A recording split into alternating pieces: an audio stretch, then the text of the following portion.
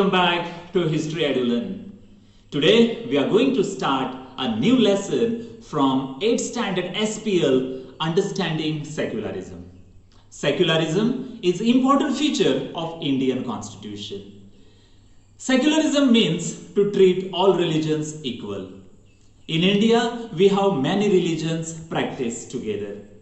Hinduism is a major religion, and along with Hinduism, we have Islam, Christianity, Sikhism, Jainism, and Buddhism, other religions, and all religions are going hand in hand. And the principle of live and let live is practiced perfectly under Indian Constitution.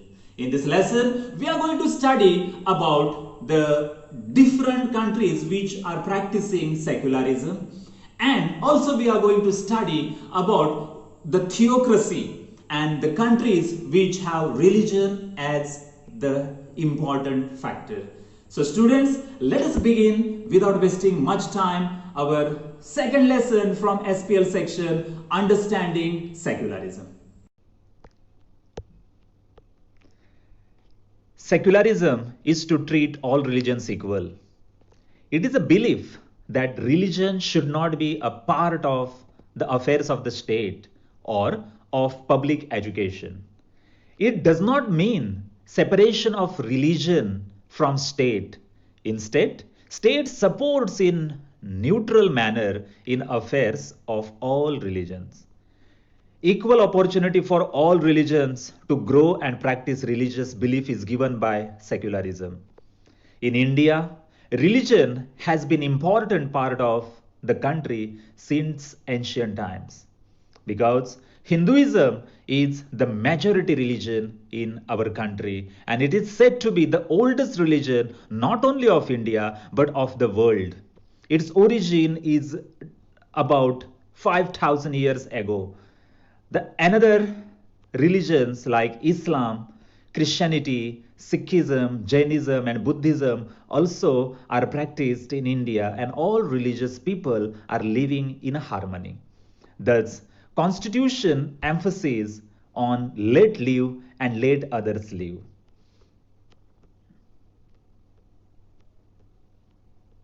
Objectives of Indian secularism. One religious community shall not dominate over the another.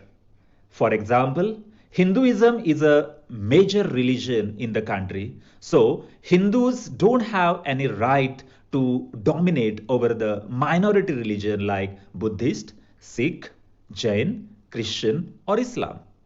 Same way, if you think of any Christian majority state, so there also Christian do not have any right to dominate over the other minority religion. So this is what the basic principle, one religious community shall not dominate over the another.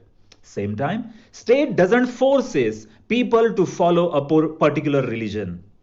State is not supposed to ask a person or a group of people to follow particular religion. Shall give freedom to all religion of one's choice. And if any person want to follow the other religion, then there is a choice for that person to follow his choice religion.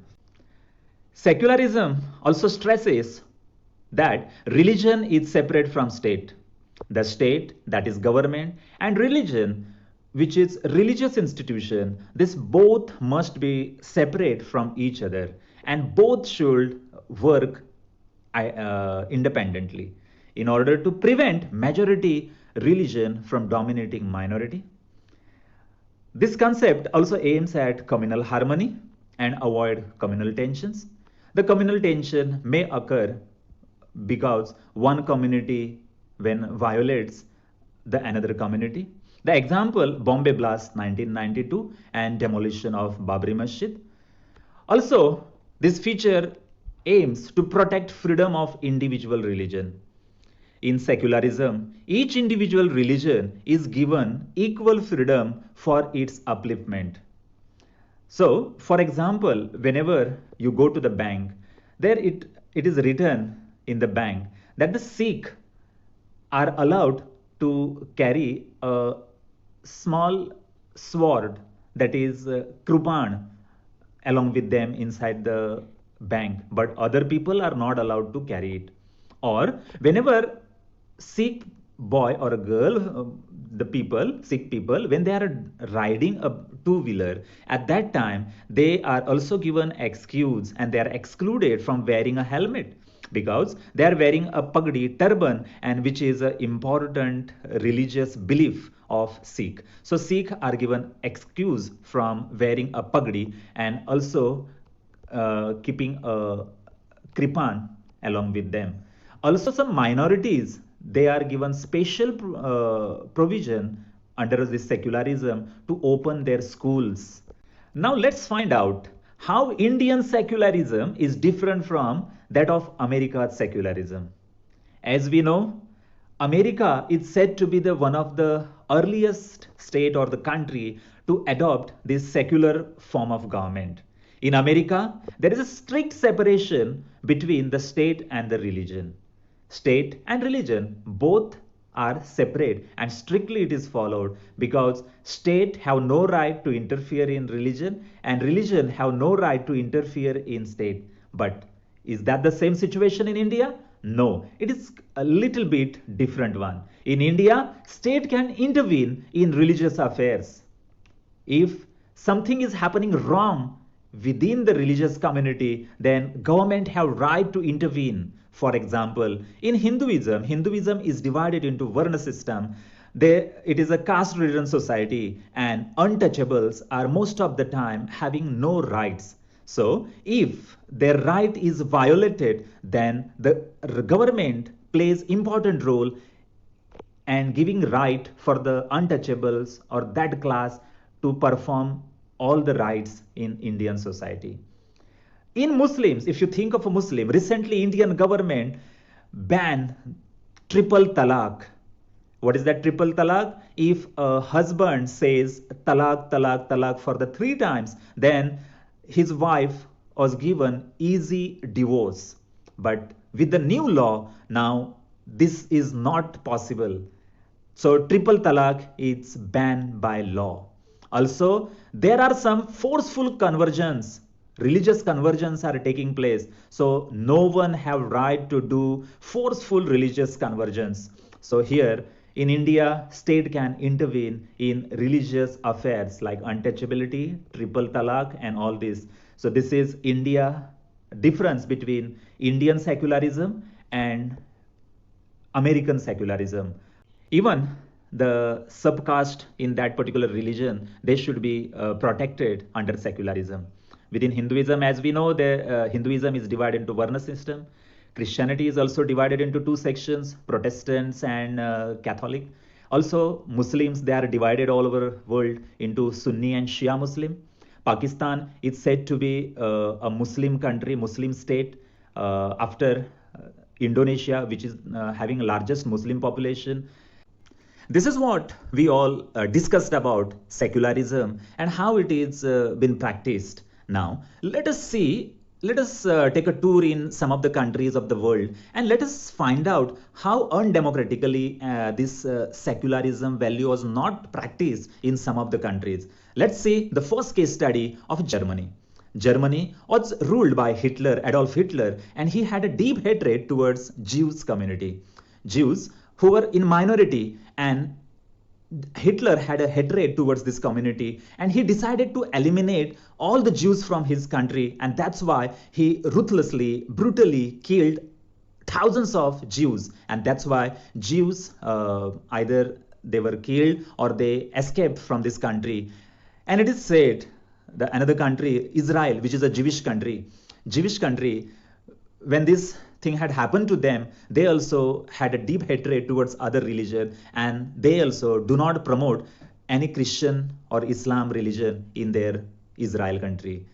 If you think of Iran is also a theocratic country, and in which faqih, a religious leader, is a supreme head and more powerful to that of the president of that country. So any decision is influenced by the religious leader, and president is just a titular head. If you think of Saudi Arabia and most of the Islamic countries, they all does not have freedom to make personal choices. Like in India, we have fundamental rights, and under fundamental rights, we have right to equality, we have right to freedom, right against exploitation, right to speak, right to freedom of press, and so many things. But if you think of these Islamic Arabic countries, then they do not have life choices, personal life choices, like to wear the uh, clothes of their own choices. They are found in a parda system, and also the girls are not allowed to go to the schools. You must be knowing the famous case of Malala Yusuf Malala, who is a Nobel laureate, and she fought against the Taliban terrorists because she was not allowed to continue the education, and later on she became the ambassador for child education, and especially she appealed the Muslim girl community to take up education, and this is what brought a lot of change within Islam. So Saudi Arabia and the most Islamic countries does not give freedom to make personal choice. Some countries are theocratic. Just now we discussed Faqih, a religious leader of Iran. So this country is also example of theocratic. Now what is theocratic? Theocratic means a system of government in which priest rules the states in the name of God. Iran, France, and Vatican City are some of the examples. So that is what the theocratic country, wherein the religion is considered to be the most supreme one. So the concept is called theocracy. How theocracy is different from other forms of government. This government is run by religious leader like Faqih, who is a religious leader of Iran. Pope is a religious leader of Vatican City. No legal separation between church and the state. Here there is no legal separation. If you think of French Revolution, why the French Revolution has taken place? Because there was no legal separation between the church and state. Both were ruling together. So citizens of other faith are excluded in this. If you think of Pakistan, Saudi Arabia, and Iran and other countries, they do not promote the other religious faith in their countries. They only promote Islam. So this also can lead to the danger. And what is the danger? It can turn into a dictatorial tyranny. So this is your lesson, understanding secularism. So students, you must have understood now secularism, how it is important for a country like India and the rest of the world. Secularism is being the important feature of Indian constitution. It emphasizes let live and let others live. Give respect and take respect. So this is the simple concept of this secularism. So we are winding up today's session. So thank you very much and have a great day ahead.